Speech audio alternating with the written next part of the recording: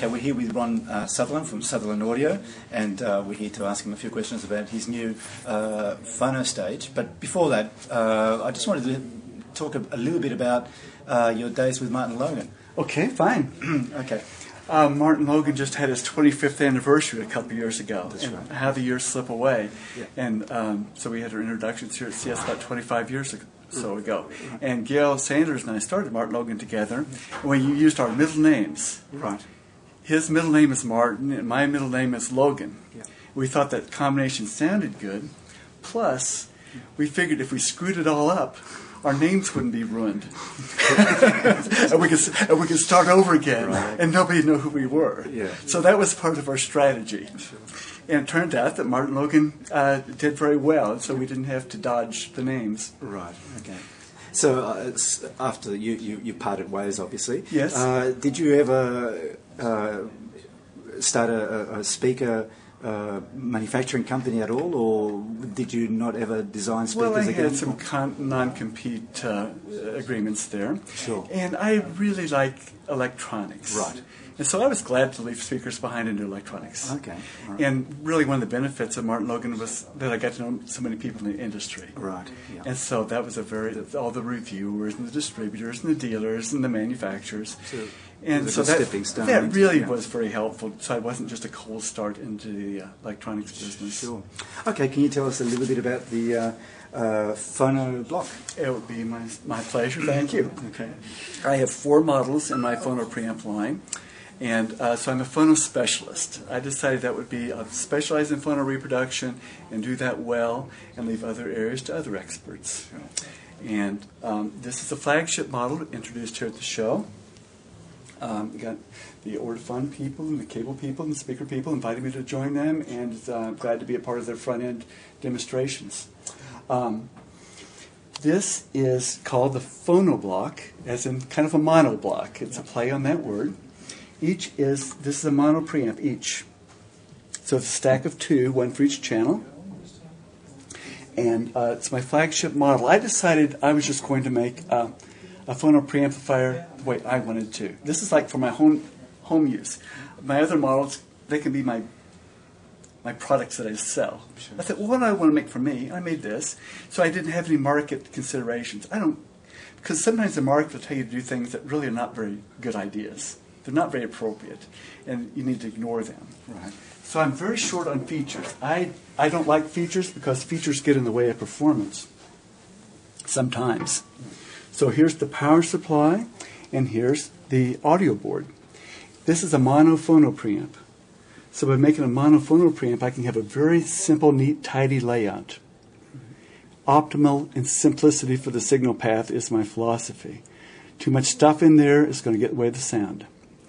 So, for instance, for loading and gain options, I have little plug-in cards. Okay.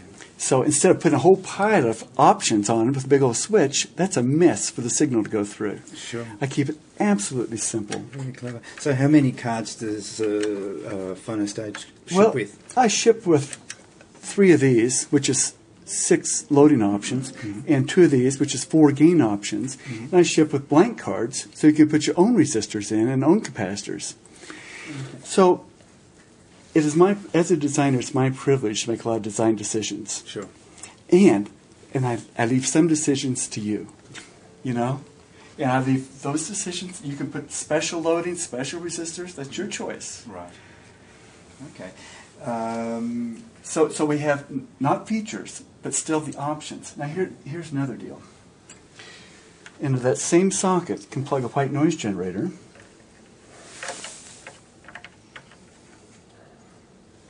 Yeah. Sure enough, there we go. And so, without complicating the circuit path, that option plugs in, feeds white noise through for break-in. And so as soon as we assemble these at the factory, we put the white noise generator in, we just set them aside to break in. How many hours do you... Well, just until somebody buys it. Oh, I see. You know, it just sits there.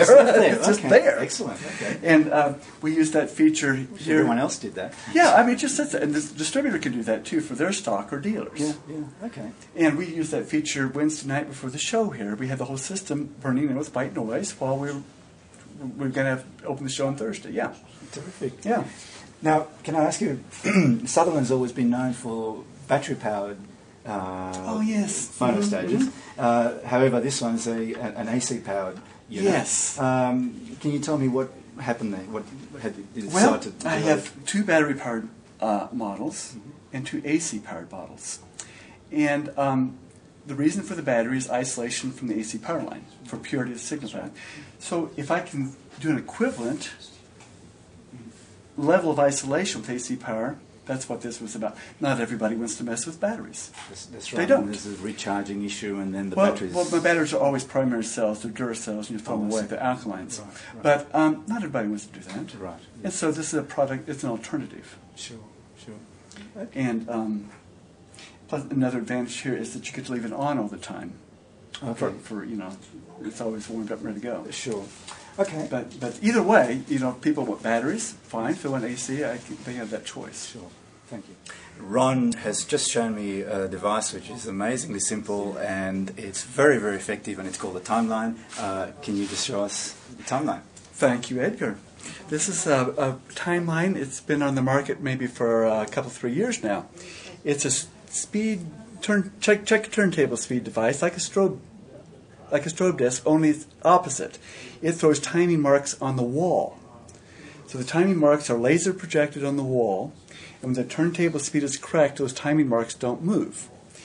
The timing accuracy is absurdly precise. It's accurate to 2 parts per million. My God. And I just tell people, it's more than you want to know. So before you buy this, maybe it's just going to cause you anxiety. We'll edit that out. No, It it really is. And it's so precise. Every minute it measures the ambient room temperature and makes corrections to the time base. I'm liking this very much. It is over the top wacky, and yet our industry. And so it's machined aluminum and Delron. It can also function as a record damping. So it just spits on the spindle, and it's throwing marks on the wall. Let's pick a mark. Oh, You, it's over there. you pick one. Yeah. Yep. And then we look for it to drift. It's drifting the tiniest bit, if at all. So this turntable speed is very much... now I'll put a little drag on the table. Yes, And it's not. I put my finger on the table and we're dragging it a bit, and then it drifted back. What happens if we put the stylus on the table? It would... it might make a very small change in speed. Right. But the resolution could be, if you let it go 100 times, then a 1% error would be full circle. So the longer you let it run, the more errors will be revealed. Yes. So it's ruthless. There's no place to hide.